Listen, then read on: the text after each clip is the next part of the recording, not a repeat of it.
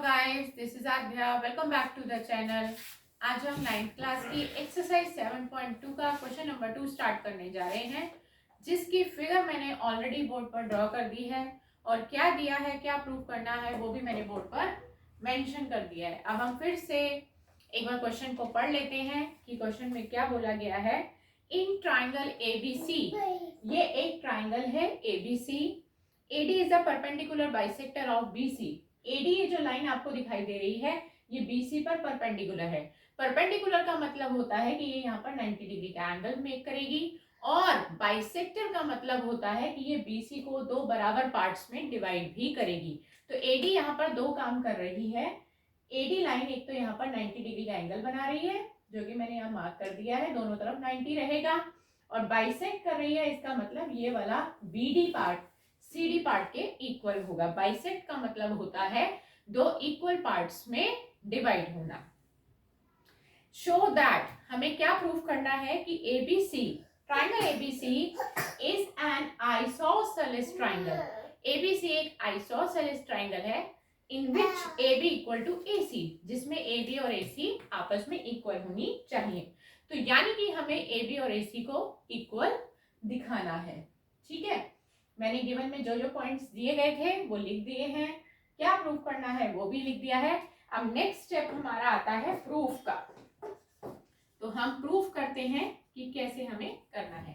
देखिए, हमें AB और AC को इक्वल लाना है, तो हमारे को दो ट्राइंगल दिखाई दे रहे हैं। एक ट्राइंगल का नाम है ABD और दूसरे ट्राइंगल का नाम है ACD।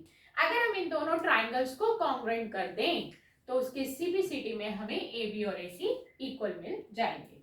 तो हम पहले यहाँ पे ट्राइंगल के नाम लिखते हैं। In triangle ABD and triangle ACD, इन दोनों ट्राइंगल को कॉन्ग्रुएंट करने के लिए हमें एग्जैक्टली 3 पेयर्स चाहिए होते हैं। वो 3 पेयर्स क्या होंगे देखते हैं। सबसे पहले आप देखिए AD, जब आप ये वाला ट्राइंगल लेते हैं तो भी AD आता है, जब आप इस साइड राइट साइड में लेते हैं तो भी ये वाली साइड आती है।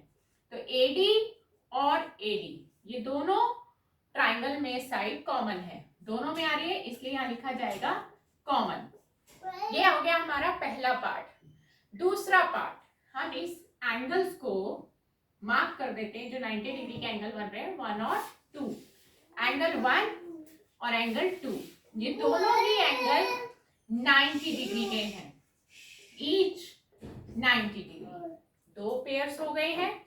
तीसरा पेयर, ये भी हमें क्वेश्चन में मेंशन किया गया है। हम तीसरा पेयर यहां ले लेते हैं क्योंकि जगह की थोड़ी सी कमी है नीचे।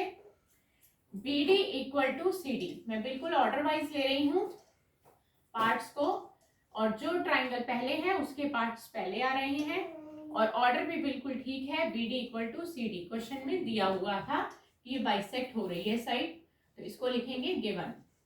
एग्जैक्टली 3 पेयर्स ले लिए हमने, तो ये दोनों ट्राइंगल, देयरफॉर का सिंबल ये होता है, एक डॉट ऊपर 2 डॉट नीचे। दोनों ट्राइंगल्स कॉन्ग्रुएंट हो गए हैं, और कौन सी कॉन्ग्रुएंसी से हुए हैं अब हमें ये देखना है। बाय, देखिए पहले एक ही ट्राइंगल के अंदर तीनों पार्ट्स डालिए। AD, पहले हमने सबसे पहले लिया था AD, फिर हमने लिया था 90 डिग्री का एंगल, और फिर ये ली थी साइड। तो साइड, एंगल, साइड, तो ये SAS कॉन्ग्रुएंसी यहाँ पर फिट बैठ रही है बाय SAS कॉन्ग्रुएंसी रूल। यहाँ पे जो कॉन्ग्रुएंसी लग रही है वो है SAS।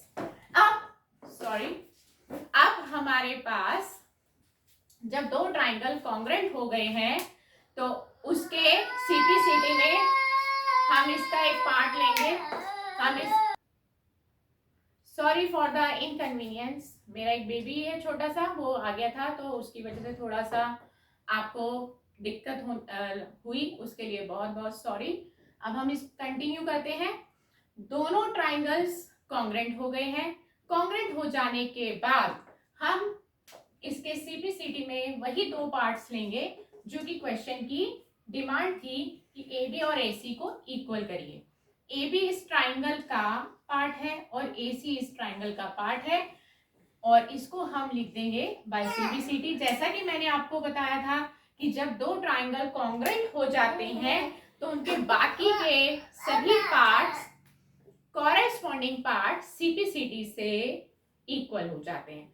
तो जब इस ट्राइंगल की दोनों साइड्स, बड़े ट्राइंगल की दोनों साइड्स AB और AC इक्वल हो गई तो ये जो हमारा ट्राइंगल है वो हमारा ट्राइंगल आइसोसेलेस बन जाएगा। तो hence triangle ABC is an isosceles triangle. और यही हमारा इक्वेशन कंप्लीट हो जाता है। तो नेक्स्ट क्लास में एक नई वीडियो के साथ आपसे फिर मुलाकात करेंगे। Goodbye friends.